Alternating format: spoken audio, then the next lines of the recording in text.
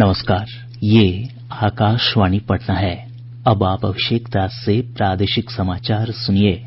पहले मुख्य समाचार। प्रदेश के कई नए इलाकों में बाढ़ का पानी फैला, लगभग 78 लाख की आबादी बाढ़ की चपेट में। बाढ़ से जुड़ी अलग अलग घटनाओं में अब तक 312 लोगों की मौत, 489 पशुओं की भी जान गई। राज्य में कोविड-19 संक्रमितों की संख्या 90,000 के आंकड़े को पार, आज 3,741 नए मामलों की पुष्टि। और केंद्र सरकार ने खेती में यूरिया के इस्तेमाल को बंद करने की खबरों का खंडन किया। अब समाचार विस्तार से। प्रदेश के बाढ़ प्रभावित क्षेत्रों में स्थिति गंभीर बनी हुई है। आपदा प्रबंधन विभाग के अनुसार 16 जिलों के 127 प्रखंडों की 1,271 पंचायतें बाढ़ से प्रभावित हैं। लगभग 78 लाख की आबादी बाढ़ की चपेट में है। प्रभावित क्षेत्रों से 5,47,000 से अधिक लोगों को अब तक सुरक्षित स्थानों पर पहुंचाया जा चुका है। एनडीआरएफ और एसडीआरएफ की 33 कंपनियां लगातार राहत और बचाव कार्य में जुटी हुई हैं। बाढ़ग्रस्त इलाकों में 7 राहत शिविर और 1,121 सामुदायिक रसोई घरों का संचालन किया जा रहा है। इधर बाढ़ से जुड़ी अलग अलग घटनाओं में अब तक 312 लोगों की मौत हो चुकी है, 489 पशुओं की भी जान गई है। इस बीच उत्तरी बिहार में देर रात से बारिश हो रही है, जिससे बाढ़ की स्थिति और बिगड़ने की आशंका जताई जा रही है। दरभंगा जिले में बाढ़ की स्थिति सबसे खराब है, जहां 20 लाख से अधिक लोग प्रभावित हुए हैं। और ब्यौरा हमारे संवाददाता से।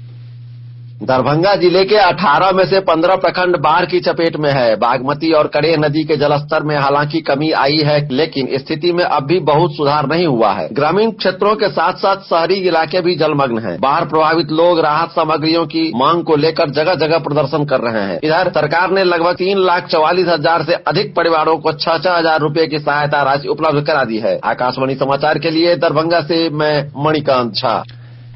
इधर दरभंगा से गुजरने वाली राष्ट्रीय उच्च पथ संख्या 27 पर एक पुल बाढ़ के कारण क्षतिग्रस्त हो गया है, जिस कारण यातायात प्रभावित हुआ है। मुजफ्फरपुर से हमारे संवाददाता ने बताया कि बाढ़ के पानी के कारण जहां एक ओर आम जनजीवन अस्त व्यस्त है, वहीं इसका प्रतिकूल असर औद्योगिक उत्पादन पर भी दिख रहा है। बेला औद्योगिक क्षेत्र में जल जमाव के कारण उत्पादन पर असर पड़ा है। औद्योगिक क्षेत्र के फेज 1 में 25% उद्योग बंद हैं। पिछले 20 दिनों से औद्योगिक क्षेत्र में जल जमाव की स्थिति बनी हुई है। इधर बाढ़ के पानी से सड़कों के क्षतिग्रस्त होने से लोगों को आवागमन में भारी परेशानियां हो रही है। साहेबगंज के माधोपुर हजारी पंचायत में 6 संपर्क पथ, बंगरा में 7, रूप छपरा, हुसेपुर और हुसेपुर रत्ती में 3 ग्रामीण सड़क क्षतिग्रस्त हो गए हैं। लोदिया खेमकरना बुद्ध मार्ग 4 जगह टूट गया है। आकाशवाणी समाचार के लिए मुजफ्फरपुर से कौशल किशोर कौशिक। समस्तीपुर जिले में भी बाढ़ की स्थिति दिन प्रतिदिन खराब होती जा रही है। हमारे संवाददाता ने बताया है कि प्रभावित क्षेत्रों में लोगों को आवश्यक सामानों की कमी होने लगी है। जिले के बाढ़ प्रभावित प्रखंडों में लोगों की स्थिति दयनीय होती जा रही है। बाढ़ की त्रासदी के बीच कभी कड़ी धूप और कभी मूसलाधार बारिश ने परेशानियां और बढ़ा दी है। कई जगहों से कच्चे घरों के क्षतिग्रस्त होने की खबर है। कल्याणपुर, सिंघिया, बिथान, हसनपुर, शिवाजी नगर, खानपुर और विभूतिपुर प्रखंडों के 117 गांव अभी भी जलमग्न हैं। नून नदी के जलस्तर में वृद्धि से जिले के मोरवा और सारंजन प्रखंडों के नए क्षेत्रों में बाढ़ का पानी तेजी से फैल रहा है। आकाशवाणी समाचार के लिए समस्तीपुर से मैं कृष्ण कुमार। सारण जिले के 9 प्रखंडों के 499 गांव अब भी बाढ़ से घिरे हुए हैं। तरैया प्रखंड के कई गांवों में 9 ही आम लोगों के आवागमन का साधन बचा है। वहीं गोपालगंज जिले के 4 प्रखंडों में गंडक नदी कहर बरपा रही है। 70 गांव पूरी तरह से जलमग्न हैं। लगभग 4,000 परिवार अपने घरों को छोड़कर ऊंचे स्थानों पर शरण लिए हुए हैं। सिवान जिले में धमई नदी में उफान के कारण नए इलाकों में पानी प्रवेश कर रहा है। नदी का पानी बड़का गांव में प्रवेश कर गया है, जिससे 1700 परिवार प्रभावित हुए हैं।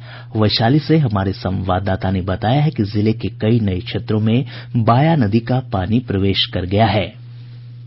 बाया नदी के पानी से भगवानपुर प्रखंड के बफापुर बांथू, हरिवंशपुर बांथू और मांगनपुर पंचायत के दर्जनों गांव प्रभावित हुए हैं। सड़कों के क्षतिग्रस्त हो जाने से लोगों को आवागमन में भारी परेशानी हो रही है। वहीं बेलसर प्रखंड के साइन, करनैजी, बेलसर और मनोरा पंचायत के कई गाँव भी बाढ़ की चपेट में आ चुके हैं। हाजीपुर अनुमंडल पदाधिकारी संजीव शेखर प्रियदर्शी ने बताया कि बाढ़ प्रभावितों के लिए नाव की व्यवस्था की जा रही है और जल्द ही मेडिकल कैंप के साथ साथ पशु चारे की भी व्यवस्था की जाएगी। आकाशवाणी समाचार के लिए हाजीपुर से मनोज कुमार सिंह। सुपौल जिले में कोसी नदी के जलस्तर में उतार चढ़ाव से पूर्वी तटबंध पर दबाव बना हुआ है। सहरसा और मधेपुरा में भी स्थिति सामान्य नहीं हुई है। सीतामढ़ी और किशनगंज जिले में बाढ़ की स्थिति धीरे धीरे सुधर रही है। प्रदेश की अधिकांश नदियों के जलस्तर में गिरावट आ रही है, लेकिन नदियां विभिन्न स्थानों पर अब भी खतरे के निशान से ऊपर है। गंडक नदी का जलस्तर डुमरिया घाट पर बढ़ रहा है और अभी यह लाल निशान से लगभग 1 मीटर ऊपर है। वहीं बूढ़ी गंडक नदी का जलस्तर समस्तीपुर, मुजफ्फरपुर, खगड़िया और पश्चिम चंपारण में तेजी से घटा है। नदी का जलस्तर ललबगिया और अहिरवलिया में अब भी लाल निशान से लगभग 2 मीटर ऊपर है। वहीं बागमती नदी, कमला बलान और अधवारा समूह की नदियों का जलस्तर स्थिर बना हुआ है। महानंदा नदी के जलस्तर में बढ़ोतरी हो रही है। हालांकि नदी का जलस्तर तैयबपुर, ढेंगरा घाट और झावा में लाल निशान से नीचे है। कोसी नदी का जलस्तर खगड़िया के बलतारा में खतरे के निशान से लगभग 3 मीटर ऊपर चला गया है। वहीं परमान नदी का जलस्तर अररिया में लाल निशान से लगभग 23 सेंटीमीटर ऊपर बना हुआ है। मॉनसून की सक्रियता के कारण प्रदेश के अधिकतर हिस्सों में पिछले 24 घंटों के दौरान अच्छी बारिश हुई है। मौसम विभाग के अनुसार सबसे अधिक 16 सेंटीमीटर बारिश गौनाहा में दर्ज की गई। वहीं रामनगर, चटिया और चनपटिया में 15-15 सेंटीमीटर बारिश हुई है। इधर विभाग ने अगले 24 घंटों के दौरान राज्य के अधिकांश हिस्सों में हल्की से मध्यम बारिश की संभावना जताई है। मौसम विज्ञान केंद्र पटना के वैज्ञानिक अमित कुमार ने बताया कि इस दौरान 1-2 जगहों पर भारी बारिश की आशंका है। आज मानसून की अक्षीय रेखा बिहार के गया एवं शांति निकेतन होते हुए बंगाल की खाड़ी में जा रही है तथा एक अन्य उत्तर दक्षिण ट्रफ उत्तर बिहार झारखंड से होता हुआ बंगाल की खाड़ी पर बना है। इन दोनों सिस्टम के प्रभाव से राज्य में व्यापक स्तर पर हल्की से मध्यम बारिश का पूर्वानुमान है। इसके साथ तराई से सटे जिलों के 1 से 2 स्थानों पर भारी वर्षा का पूर्वानुमान है। इस अवधि में वज्रपात की भी चेतावनी जारी की गई है। प्रादेशिक समाचार आप आकाशवाणी पटना से सुन रहे हैं। प्रदेश में कोविड-19 संक्रमितों की संख्या 90,000 के आंकड़े को पार कर गई है। आज 3,741 नए मामलों की पुष्टि के साथ ही संक्रमितों की संख्या 90,553 हो गई। आज सबसे अधिक 529 मामले पटना से सामने आए हैं। बेगूसराय से 254, कटिहार से 200, सहरसा से 175, पूर्वी चंपारण और मधुबनी से 169, मुजफ्फरपुर से 160, सारण से 148 और रोहतास से 140 मामले पॉजिटिव पाए गए हैं। इसी तरह गया से 107, वैशाली से 97, भोजपुर से 95, नालंदा से 92, पश्चिम चंपारण से 86, सीतामढ़ी से 81, औरंगाबाद से 77, अररिया से 71 और भागलपुर से 70 मामलों की पुष्टि हुई है। अन्य जिलों से भी पॉजिटिव मामले सामने आए हैं। स्वास्थ्य विभाग के अनुसार पिछले 24 घंटों में 3,029 मरीजों को उपचार के बाद छुट्टी दी गई। अब तक कुल 60,068 मरीज स्वस्थ हो चुके हैं। स्वस्थ होने की दर 66.33% है। वहीं एक दिन में 9 लोगों की मौत के साथ ही मृतकों का आंकड़ा बढ़कर 474 हो गया है। राजधानी पटना में कोविड मरीजों की संख्या में लगातार बढ़ोतरी हो रही है। जिले में अब तक 14,980 मामले सामने आ चुके हैं, जो राज्य के किसी भी जिले में सबसे अधिक है। स्वास्थ्य विभाग के अनुसार पटना में इस महामारी से 91 लोगों की अब तक मौत हो चुकी है। जिले में सक्रिय मरीजों की संख्या 3,273 है, जबकि 11,616 लोग स्वस्थ हो चुके हैं। प्रदेश में कोविड नमूनों की जांच में लगातार तेजी आ रही है। पिछले 24 घंटे में 92,414 नमूनों की जांच की गई। अब तक राज्य में 12,72,980 नमूनों की जांच हो चुकी है। देश में पिछले 24 घंटों के दौरान कोविड-19 के 8,963 नए मामलों की पुष्टि हुई है। संक्रमितों की संख्या बढ़कर 23,29,639 हो गई है। वहीं एक दिन में 56,000 से अधिक लोग स्वस्थ हुए हैं। स्वस्थ होने वालों की संख्या 16,39,600 हो गई है। 24 घंटों में 834 लोगों की मौत के साथ ही मृतकों का आंकड़ा बढ़कर 46,091 हो गया है। राज्य सरकार ने कोविड-19 मरीजों का इलाज कर रहे निजी चिकित्सकों और स्वास्थ्य कर्मियों को भी 50 लाख रुपए की बीमा की सुविधा देने का फैसला किया है। स्वास्थ्य मंत्री मंगल पांडेय ने बताया कि कोविड-19 के लिए चिन्हित निजी अस्पताल के कर्मियों की यदि कोरोना मरीजों की इलाज के दौरान मौत होती है तो उन्हें इस योजना का लाभ मिलेगा। नीति आयोग के सदस्य डॉक्टर वीके पॉल ने सभी से आग्रह किया है कि वे कोरोना वायरस के फैलाव को रोकने के लिए सुरक्षित दूरी का पालन करें। अपने बुजुर्गों को ख्याल रखना, अलग रखना, दूरी बनानी, लेकिन सोशली उनको, इमोशनली उनको दूर नहीं करना। और इसी तरह से जो दूरी बनानी है अपने कोवर्कर के साथ में, जहां हम जा रहे हैं, जहां हम खड़े हो रहे हैं, लाइन में खड़े हो रहे हैं, शॉप पे हैं, वर्क प्लेस पे है, बहुत जरूरी है। और साथ साथ मैं ये भी याद दिलाऊंगा कि हमें बार बार अपने हाथ भी धोने हैं या हैंड को सैनिटाइज करना है।